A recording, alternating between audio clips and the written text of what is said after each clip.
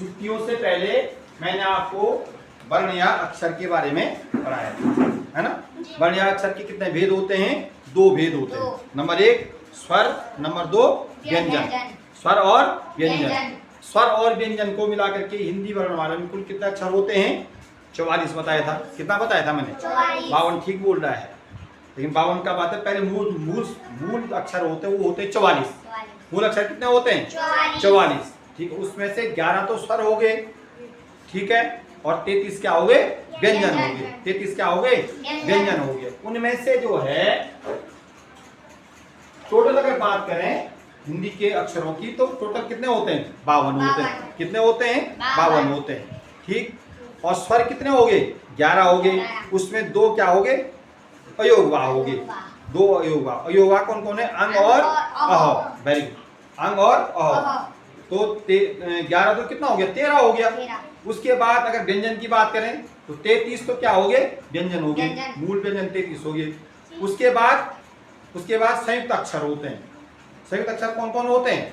अक्ष, तर, ज्यों, स्र। अक्ष, तर, ज्यों और स्र, ये संयुक्त अक्षर हो गए। ये क्या हो गए? संयुक्त अक्षर। अब मैंने बताया भी था कि कैसे बनते हैं, ये नहीं बताया था? बताया था ना, ये अक्षर कैसे बनते हैं। ठीक हो गया। और उसके बाद 2 द्विगुण हो गए, अड़ और अढ़। ड के नीचे बिंदु लगाएंगे तो अड़ हो जाएगा, ड के बिंदु लगाए तो अढ़ हो जाएगा, है ना। तो कितने हो गए? अक्ष, तर, ज्यों, स्र, 4 तो ये हो गए। और 2 अयोगवा हो गए। अयोगवा कौन कौन हो गए? ढ, अयोगवा अंग और अह। मैं व्यंजन की बात कर रहा हूँ। ढ, और अढ़। ठीक हो गया ना। 4 2 6, तो 33 से 6 कितना हो गया? 39 हो गया। 39 से 13 कितना हो गया? 52 हो गया। जो ये कह रहा था कि 52 होते हैं। ये क्या कह रहा था? 52 होते हैं। अब हम आगे चलते हैं। मैंने लिखा बोर्ड में स्वरों के भेद। ठीक है, स्वरों के कितने भेद होते हैं? स्वर कितने प्रकार होते हैं? ठीक, उच्चारण के आधार पर स्वरों के 2 भेद हैं। कितने भेद हैं? 2 भेद। नंबर 1 हर्ष स्वर और नंबर 2 दीर्घ स्वर। हर्ष स्वर और दीर्घ स्वर। उच्चारण के आधार पर स्वरों के भेद कितने हो गए? 2 भेद हो गए। नंबर 1 हर्ष स्वर और नंबर 2 दीर्घ स्वर। इधर देखो स्वरों के भेद। पहला हो गया हर्ष स्वर और नंबर 2 दीर्घ स्वर। नंबर 2 क्या हो गया? दीर्घ स्वर। हर्ष स्वर और दीर्घ स्वर।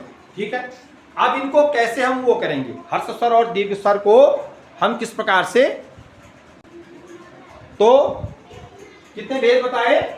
हर्ष स्वर और दीर्घ स्वर। अब हर्ष स्वर किसे कहते हैं? एक बार ध्यान से सुन लो। हर्ष स्वर मैंने होता है जिन स्वरों के बोलने में कम समय लगता है। जिन स्वरों को बोलने में कम समय लगता है उनको बोलते हैं हर्ष स्वर। उनको क्या बोलते हैं? हर्ष स्वर। और जिनको बोलने में ज्यादा समय लगता है उनको क्या बोलते हैं? दीर्घ स्वर। अब ये हर्ष स्वर में कौन कौन आ गए? हर्ष स्वर हो गया अ, इ, उ और री। अ, इ, उ और री। अ, इ, उ और री। तो मैंने क्या कहा? हर्ष स्वर में कौन कौन आ गए? अ, इ, उ और री। और दीर्घ स्वर में कौन कौन आ गए? आ, ई, उ, ए, आई, ओ, औ। ये क्या हो गए? ये कौन से स्वर हो गए? ये हो गए दीर्घ स्वर, जिनका बोलने में समय ज्यादा लगता है। आ, का, खा, गा, घा। ज्यादा लग रहा है समय? लग रहा है कि नहीं लग रहा है? समय ज्यादा लग रहा है ना? अब इसमें इनको बोलने में कम समय लग। किताब, हिरण, मिलन, सितार। कम समय लग रहा है ना? नहीं लग रहा है। कुदाल, गुलाब, है ना? अभी रिक्ष, ऋषि, कम समय लग रहा है। ऋषि कम समय लग रहा है। देखो इसमें री भी है और इ की मात्रा भी है। ऋषि नहीं यार।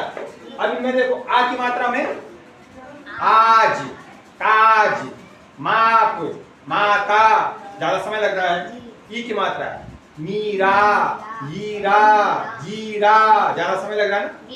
उ, ऊ, मूल, सूल, टूल, गूल, भूल। ज्यादा समय लग रहा है। ए, केला, मेला, ठेला।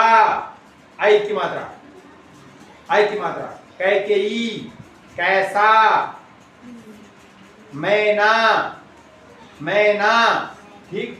ये ओ की मात्रा। कोयल, गोयल, कोयल, गोयल। और शब्द बताओ। हैं? हैं? टोपी। हाँ। रोपाई, रोपाई, रोपाई। नहीं। औ की मात्रा देखो। औरत, औरत। मौसम, औरत हो गया, मौसम हो गया। औजार, औजार हो गया। तो इनको बोलने में ज्यादा समय लग रहा है, नहीं लग रहा है? तो जिन शब्दों को, अब हर्ष स्वर की परिभाषा क्या बोली मैंने? जिन सब स्वरों को बोलने में क्या लगता है? हर्ष स्वर की जो परिभाषा हो गई, जिन स्वरों को बोलने में कम समय लगता है, जिन स्वरों को बोलने में या उच्चारण में कम समय लगता है, स्वरों के बोलने में कम समय लगता है, उन्हें हर्ष स्वर कहते हैं।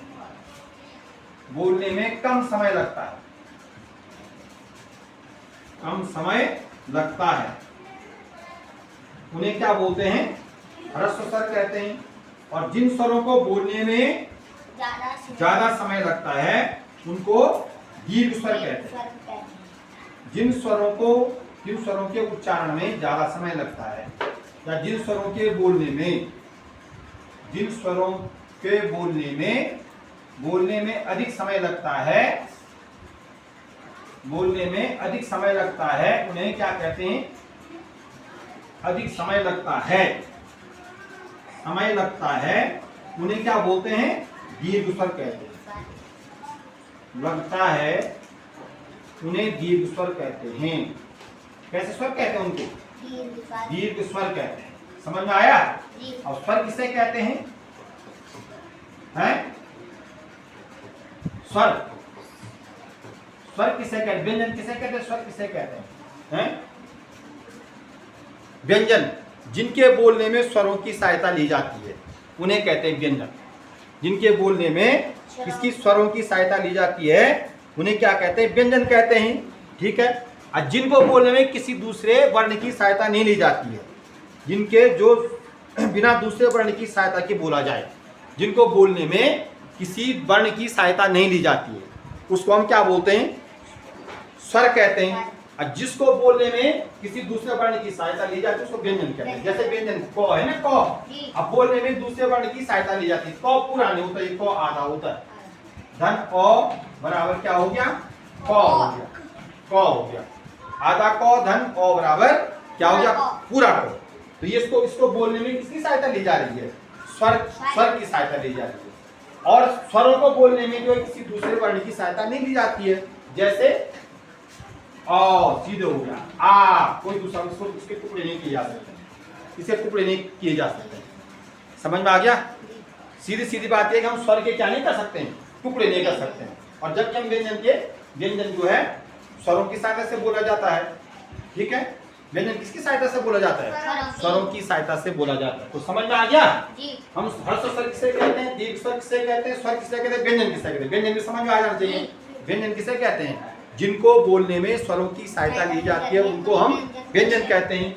और स्वर किसे कहते हैं? जिनको बोलने में किसी दूसरे वर्ण की सहायता नहीं ली जाती है, उसे हम स्वर कहते हैं। और जिनको बोलने में स्वरों की सहायता ली जाती है, उसे व्यंजन कहते हैं। समझ में आ गया? हंसिका समझ में आया? समझ में आया? आ गया ना? चलो लिखो, इसको कॉपी में लिखो हैं।